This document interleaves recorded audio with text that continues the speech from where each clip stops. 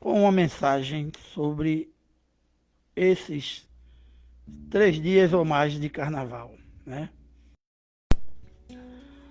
O que é o carnaval, né? Vamos lá. A palavra carnaval vem do latim carnivale, associada à ideia de afastamento do controle sobre a carne. Historicamente, tornou-se um período de liberação dos impulsos, onde o desejo governa e o limite desaparece.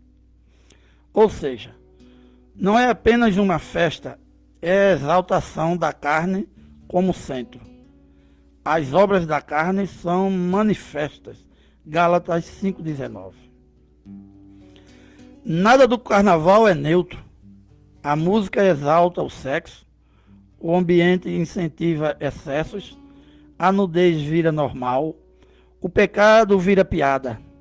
Isso não é só cultura, é treinamento da mente e do coração para viver sem Deus. Nada é neutro. O que você consome forma quem você se torna.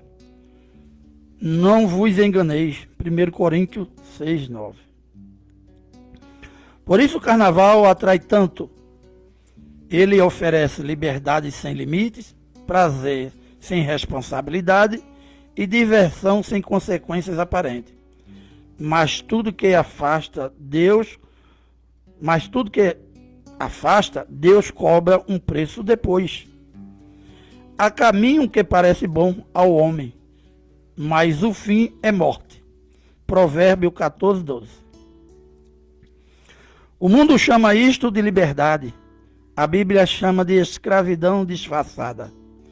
Porque a carne nunca se satisfaz, ela sempre pede mais. Todo aquele que comete pecado é escravo do pecado. João 8,34. Nada é neutro. Ambientes moldam comportamentos. Música molda pensamentos. Repetição molda desejo. Você se torna parecido com aquilo que você frequenta. Tudo me é lícito, mas nem tudo convém. 1 Coríntios, capítulo 6, verso 12. No carnaval, Deus não é exaltado. Cristo não é lembrado. Santidade não é valorizada. E onde Deus não governa, a carne assume o controle. Ainda no Espírito. Andai no Espírito e não satisfarei a carne. Gálatas 5,16. Muitos dizem, vou só um pouco. Não vai dar nada. É só diversão. Mas ninguém sai ileso de um ambiente que celebra o pecado. As más companhias corrompem os bons costumes. 1 Coríntios 15,33. O carnaval passa em poucos dias, mas as marcas podem durar anos. Deus não alerta para controlar, Ele alerta para proteger. Eu te ensino o caminho em que deves andar. Salmo 32, verso 8. Ser cristão é, por essência, ser diferente. É dizer não ao que agrada a carne para dizer sim ao que preserva a alma. Quando Deus não está no centro, o vazio cresce. Quando Deus governa, a vida se alinha. Por isso existe um material. Por isso, para ajudar pessoas a viverem no centro da vontade de Deus, renunciando o que afasta e escolhendo o que transforma. Não vos conformeis com este mundo. Romanos 12, 2. Dentro de cada um de nós existe um chamado de Deus. Basta a gente observar, parar e refletir o que Deus quer para cada um de nós. Que nesta manhã de sexta-feira, que se inicia em vários lugares a festa de carnaval, que Deus possa tocar em cada coração para que ele reflita diante das suas fantasias, das suas brincadeiras, do seu divertimento nessa festa. Tudo é lícito ao homem, mas nem tudo é permitido. Então que Deus abençoe a todos. Vamos dar início agora, depois dessa reflexão, vamos dar início mais continuidade ao estudo bíblico, estudando a palavra de Deus, que é o programa, ao livro de Samuel. Ainda no primeiro livro de Samuel, vou trazer uma mensagem que nos mostra que a justiça é de Deus e não nossa. Então a gente vai para o capítulo 24 de 1 Samuel, onde Davi poupa a vida de Saul.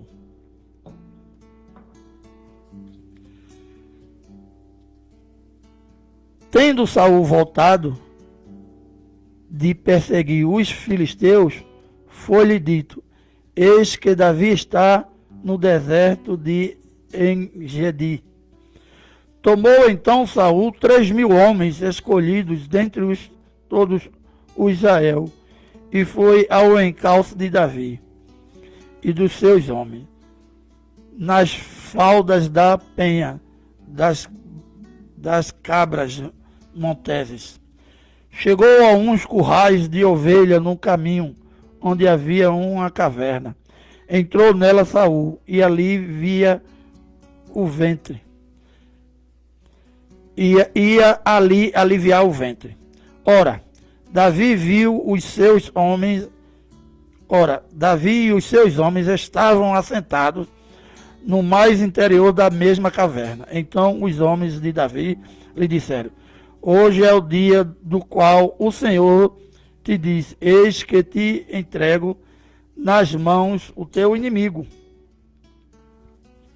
e fale-ás o que bem te parecer.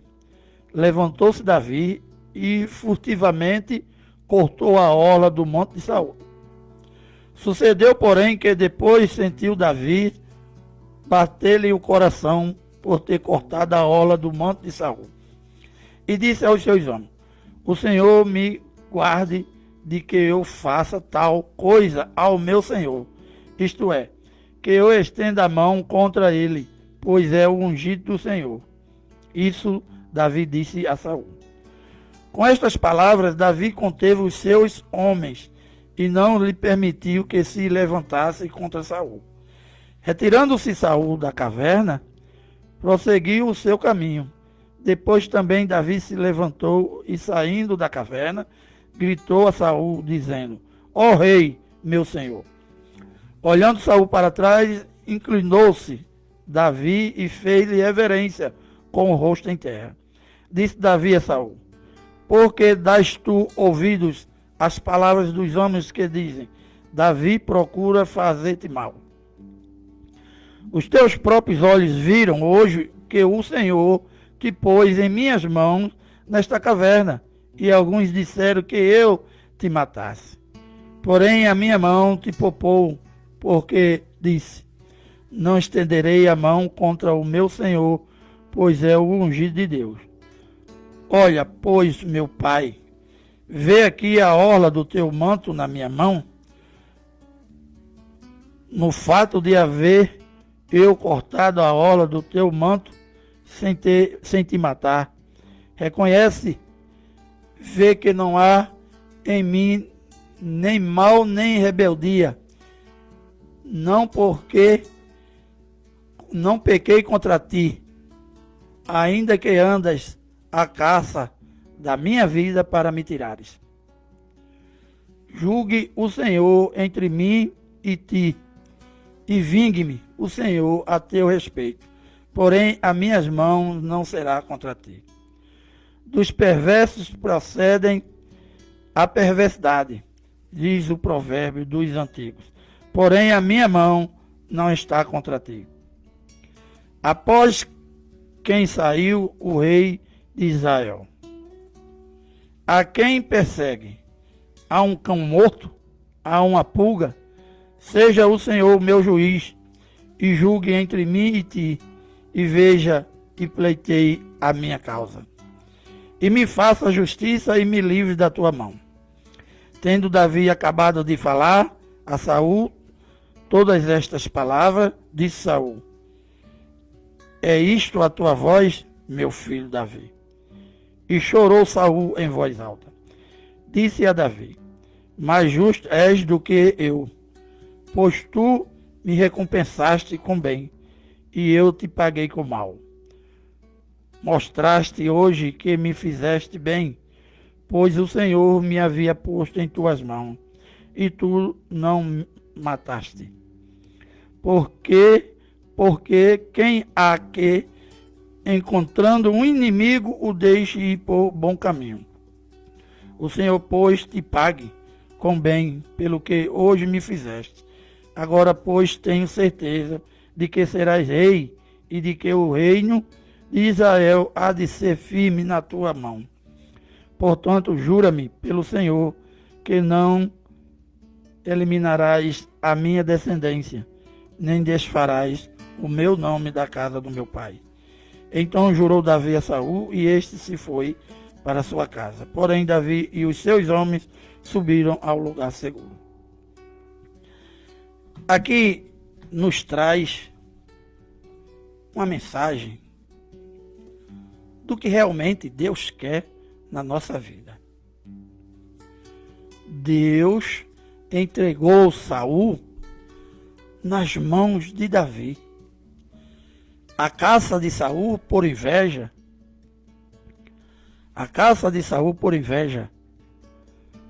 era grande, porque Davi cresceu aos olhos de Deus.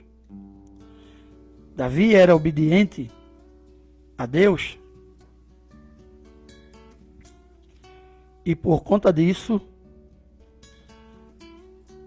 Saul colocou no seu coração a inveja. Ele, por ser rei, mas já estava desobedecendo a Deus. O Espírito de Deus já não andava mais com Davi. Com Davi e com Saul. O Espírito de Deus já não andava mais com Saul. E o desejo de Saul era eliminar Davi, porque Davi era cada dia glorificado por Deus pelas batalhas que vencia, pela batalha que venceu contra Golias e pelo povo que começou a glorificar a Davi, né? Então, na vida do ser humano hoje é desta forma. Às vezes você faz algo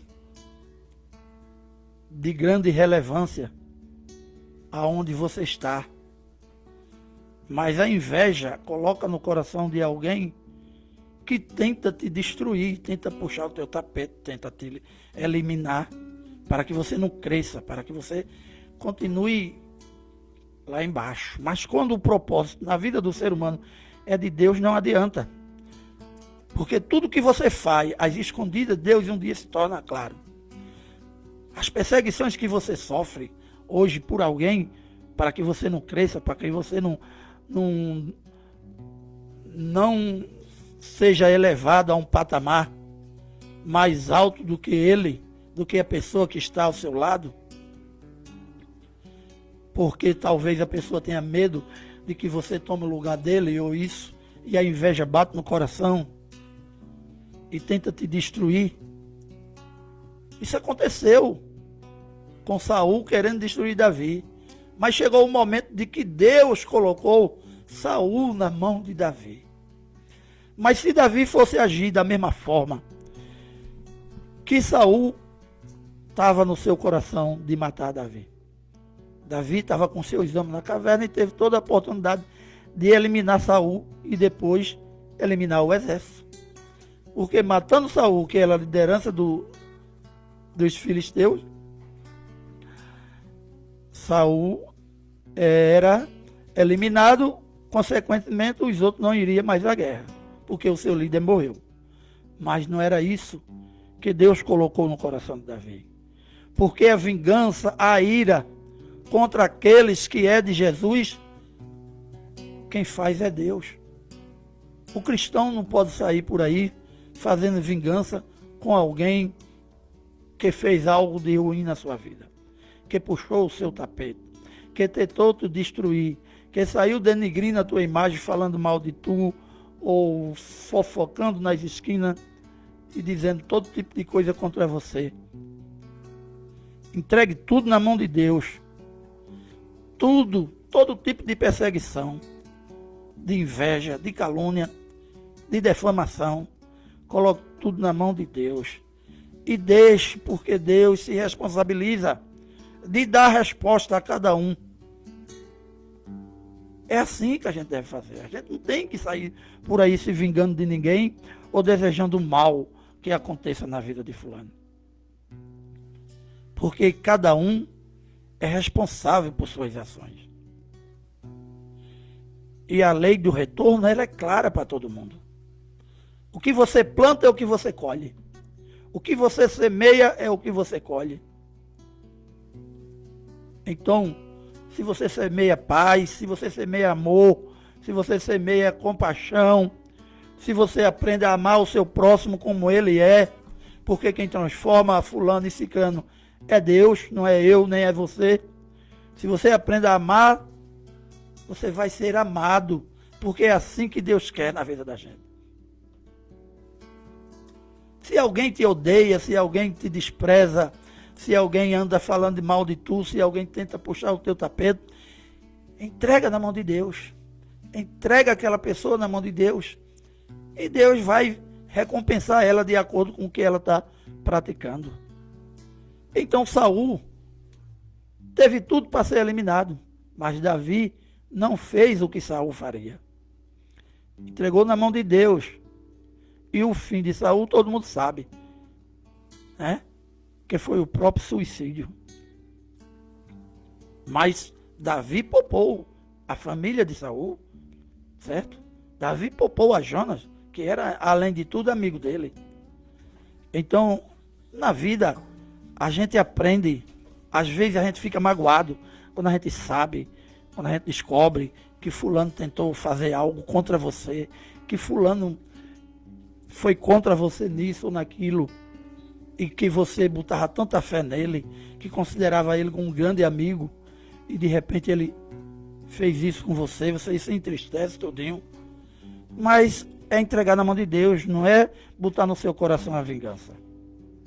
Então, meus irmãos, nesta manhã de sexta-feira, Davi teve tudo o que poderia fazer contra Saul e eliminá-lo, mas entregou a Deus, para que Deus fizesse com Davi, com Saul, o que ele merecia. Porque Davi disse que não era digno de fazer nada de mal contra o ungido de Deus. E Saul tinha sido ungido de Deus. Só que a sua unção não estava mais, porque Saul já tinha abandonado Deus.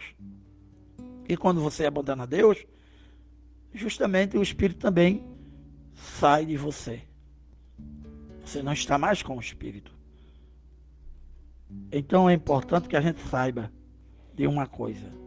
Sempre devemos fazer o bem, independente se alguém fez mal contra você. Não desejo o mesmo para ele. O segundo livro de Samuel, em que iremos dar início, ele nos traz explicações para os dias de hoje. O livro de 2 Samuel narra a consolidação de Davi como rei de Israel, focando no seu auge, suas graves falhas morais e consequências dolorosas na sua família e na nação. Para os dias de hoje, 2 Samuel é uma resposta bíblica sobre a soberania de Deus acima da liderança humana, a necessidade de integridade, a gravidade do pecado e a esperança na graça. Diante de várias explicações, a primeira é a liderança que busca a direção de Deus. Em 2 Samuel, no capítulo 2 2 Samuel, do capítulo 2 ao capítulo 5, tem a narrativa. Após a morte de Saul, Davi não assume o trono por força própria. Ele consulta o Senhor antes de agir, perguntando se deve subir às cidades de Judá. A aplicação para hoje. Em um mundo rápido e autossuficiente, Segundo Samuel nos ensina a buscar a vontade de Deus antes de tomar decisões. Na carreira, na família, na igreja, a verdadeira direção divina traz paz, enquanto a força própria gera conflitos. Então, na nossa vida, para tudo que a gente vai fazer, a gente precisa consultar a Deus e esperar. Não fazer nas pressas, achando que somos autossuficientes. Achamos que temos o poder de resolver aquilo ou aquilo outro. Quando às vezes a gente não sabe nem o presente, quanto mais o futuro. Então que o presente, a gente costumamos a perguntar a Deus, hoje é o presente? Neste momento é o presente? E eu pergunto a Deus, o que eu devo fazer durante o restante do meu dia? O que eu devo fazer para que eu não erre, para que eu não peque? Então é preciso que a gente consulte a Deus em tudo. Analise se o que vamos fazer é da vontade de Deus ou não. A verdadeira direção divina traz paz, enquanto a força própria gera conflitos. Segundo, adoração extravagante e a humildade. Segundo Samuel, capítulo 6. Davi traz a arca da aliança para Jerusalém e dança com todas as suas forças diante do Senhor, sem se importar com a opinião pública. Mical o despreza. A aplicação para hoje: a adoração é uma questão de coração, não de formalidade. Davi nos mostra que adorar a Deus com entrega total e humildade é mais importante do que manter aparência ou status sociais. Esta é mais uma mensagem que nos traz que a adoração ela tem que ser verdadeira.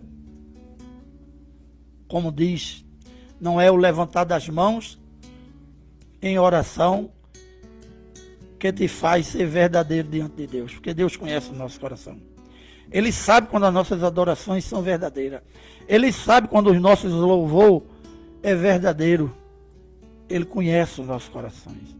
Então, o que agrada a Deus é o louvor verdadeiro, é a adoração verdadeira.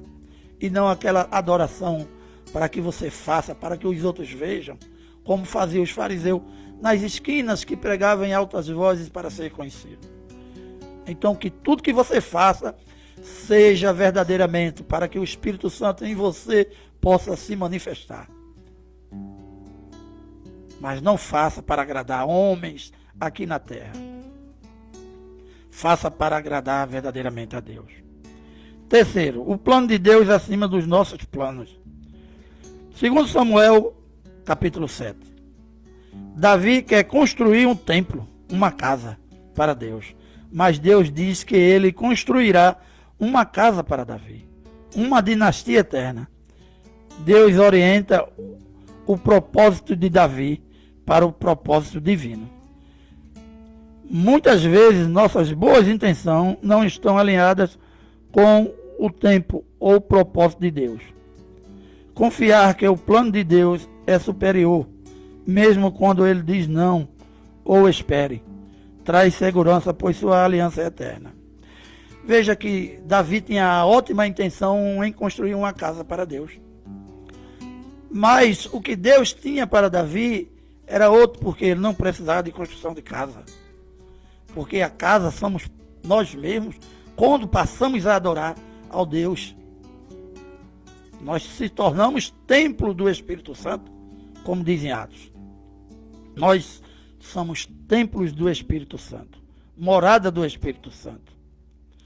Então nós somos a morada de Deus e somos o templo de Deus quando a gente realmente obedece aos seus ensinamentos, quando faz a sua vontade. Então, ali Deus já estava dizendo a Davi que não precisava de um templo. E que iria fazer de Davi o templo dele. E Davi foi o homem segundo o coração de Deus. Mesmo com suas falhas, mesmo com seus pecados, mas continuou sendo um homem segundo o coração de Deus. E da dinastia de Davi veio o Messias, veio Jesus Cristo. As consequências do pecado e a graça. Em 2 Samuel, no capítulo 11 ao capítulo 12, Davi cai em adultério com Betseba e mata Urias, apesar de se arrepender e ser perdoado, sofre consequências graves. A espada não se aparta da sua casa. Aplicações para o dia de hoje. Este é um alerta urgente contra a complacência. Líderes e cristãos não estão imunes à queda. Pecados ocultos trazem ruína. A resposta bíblica é que o perdão de Deus é real, mas as consequências terrenas, fruto do pecado, muitas vezes precisam ser colhidas. Isso nos leva a temer a Deus e viver em integridade. Então, o que Deus quer dizer é que o perdão pelos nossos pecados, ele é, como ele disse a Pedro, 70 vezes 7. Fazendo uma comparação, que o perdão, o pecado, ele é todo dia. Mas as consequências do pecado, esta vai ser no último dia, no dia do julgamento, em que você vai ser provado diante de Deus o que você fez de bem e o que você fez de ruim. Então aí é onde você vai ter seu corpo glorioso ou não. Você vai se tornar santo ou não. Se vai ser aceito ou rejeitado. Então é preciso que a gente analise antes de fazermos as coisas para não pecarmos. Mas é difícil porque a gente peca por palavras, por atos, pensamentos ou omissões. Durante o dia, um desses a gente peca. Porque somos carne. Porque Paulo mesmo diz, o homem que teve ao terceiro céu, que teve um encontro com Jesus, mas ele diz, miserável homem que sou, o bem que eu quero fazer, esse eu não faço, mas o mal que eu não quero, este eu faço. Então ele só mostra que a gente, mesmo aos pés de Deus, todos os dias, mas durante o restante do dia, algo vai nos perturbar e a gente vai pecar. Às vezes por omissões, às vezes por pensamento, às vezes por palavra. Então, sempre estamos em pecado. E aqui, enquanto vivemos na terra, não vai haver um santo. Pois devemos todos os dias correr atrás da santificação. Estar no pé de Jesus. Pedindo perdão todos os dias em nossas orações a Deus pelos nossos pecados. O quinto, a graça e a restauração. Davi mostra que bondade a Mefibosete, neto de Saul, convidando-o para comer à sua mesa, restaurando sua dignidade. Aplicação para hoje. A atitude de Davi é um reflexo do Evangelho. Somos como Mefibosete, quebrados e sem méritos, mas Deus nos convida para a sua mesa por graça, não por obras. Então a morte de Jesus nos deu esta graça imerecida. Porque se não fosse Jesus, a gente já estaria eliminado. Este mundo não existiria. Mas Deus não fez o mundo para perder o que Ele fez. Ele fez para a graça. E foi através de Jesus que Ele nos deu a graça. E com a graça e a fé em nosso Deus, obediência, conseguiremos a salvação. Mas Davi foi correto com Mefibosete. E Deus via esse lado de Davi, que era um lado obediente a Deus, mesmo ter cometido um grave erro. E por conta disso, as rebeliões sempre dentro da sua casa aconteceu, até contra ele mesmo. Né? Como eu falei no estudo passado, caso de incesto, o filho que estuprou a irmã, o filho de Davi que estuprou a sua irmã, o filho que queria matar o pai, Davi, para ficar com o reinado. Então, tudo isso foi consequência por conta do pecado, e um pecado grave, onde ele botou seu general Urias, né, seu braço direito na frente da batalha para ser morto, para ficar com a sua mulher. Então, Davi, naquele momento, ele não estava com seu pensamento voltado para Deus. Ele estava voltado para o seu poder de rei, para a sua glória que ele tinha conquistado, que Deus tinha dado a ele de presente.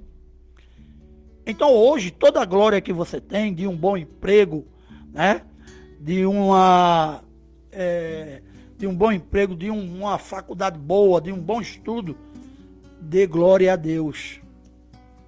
Não se auto-vanglorie. Não diga que é por seus méritos, suas inteligência, porque tudo que a gente tem é dado por Deus. A inteligência é dada por Deus. Os nossos esforços, os nossos méritos é dado por Deus.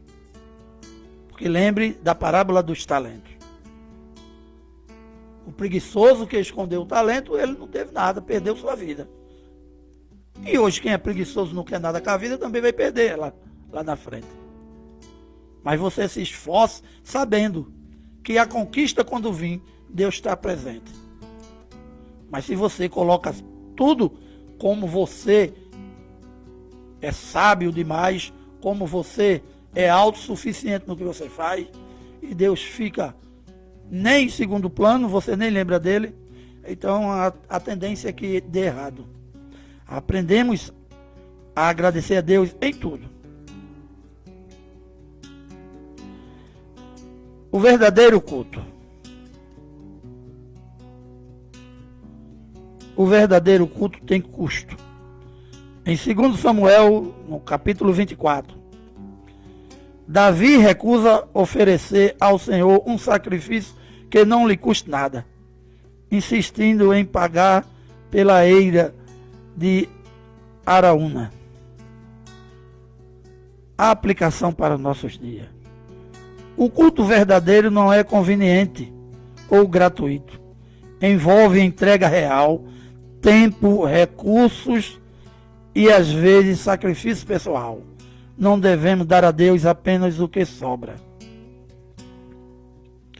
Então, o verdadeiro culto que você tem que oferecer a Deus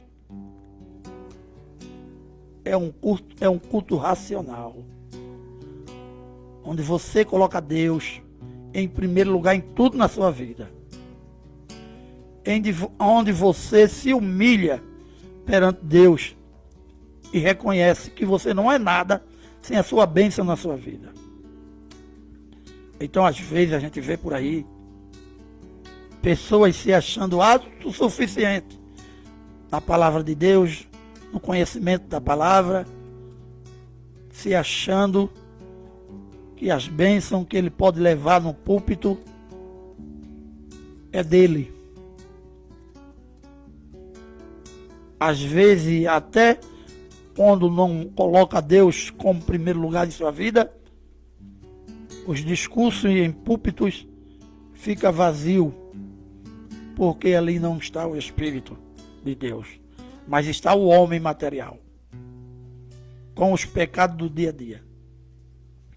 Então a gente tem que se humilhar todos os dias na presença de Deus, para que o Espírito Santo possa nos elevar na presença de Deus. Não somos melhor do que ninguém. Os maiores teólogos, os maiores pastores, pregadores, como Spurgeon, Billy Graham e tantos outros, nunca se consideraram maior ou melhor do que outras pessoas. E é assim que a gente tem que ver o ser humano na nossa vida. Não somos melhor do que ninguém, não somos maior do que ninguém. Deus é que está sempre presente conosco. Quando a gente obedece, o Espírito Santo está sempre conosco. Lembre-se que a palavra diz que o Espírito Santo habita entre nós. E ele passa a habitar em nós quando somos obedientes à sua palavra. Resumo de Samuel 2. Samuel ensina que o sucesso duradouro vem da submissão a Deus, como no início de Davi, e não da força própria, como na queda de Saul ou no censo de Davi. Ele aponta através das falhas de Davi a necessidade de um rei perfeito, Jesus Cristo, o descendente da aliança de Davi. Então, Davi serve de exemplo para a nossa vida em obediência. E também na sua falha. Serve de exemplo. Por conta da sua falha, ele pagou um preço muito alto com sua família. Se arrependeu verdadeiramente, se arrependeu. Deus o tornou, ele, segundo o seu coração, o tornou. Ele construiu o templo? Não, porque não era o que Deus queria. O templo ficou para o seu filho Salomão. Então o que aconteceu? Da descendência de Davi veio Jesus. Veio pelo Espírito Santo sem pecado, para nos dar a bênção que hoje temos, que hoje recebemos de graça, né? Como está em Efésios 2, 8 a 10. Vós sois salvos mediante a graça pela fé, não por obras, para que ninguém se glorie, mas para as boas obras que de antemão preparei para vocês. Então é importante que a gente saiba que essa graça ela está aberta a qualquer um de nós. Esta graça de Deus, ela está aberta a qualquer um de nós. E só depende de cada um de nós. Só depende de cada um procurarmos viver a palavra de Deus. Procurarmos ser obedientes. E que Deus possa estar abençoando a cada um de nós no dia de hoje e durante toda a semana que vai se iniciar. Vamos agradecer ao nosso Deus. Eu quero agradecer a todos os nossos ouvintes do programa Estudando a Palavra de Deus, deixando beijos e abraços da parte do nosso Senhor Jesus Cristo, no coração de todos os nossos irmãos ouvintes e dos nossos irmãos evangélicos e católicos. Deixando beijos e abraços da parte do nosso Senhor Jesus Cristo a todos os meus familiares. Vamos orar e agradecer a Deus por mais um programa. Senhor, nosso Deus, nosso Pai, quero te agradecer, Senhor, por mais uma realização de mais um programa Estudando a Tua Palavra. Que o Senhor possa, durante o dia de hoje, trazer um dia de muita paz, de muita tranquilidade e de muito amor. Que Deus possa tocar no coração de todos que irão participar das festividades carnavalescas, para que eles reflitam sobre suas atitudes, suas maneiras, para que Deus possa, assim, estar presente nos seus corações.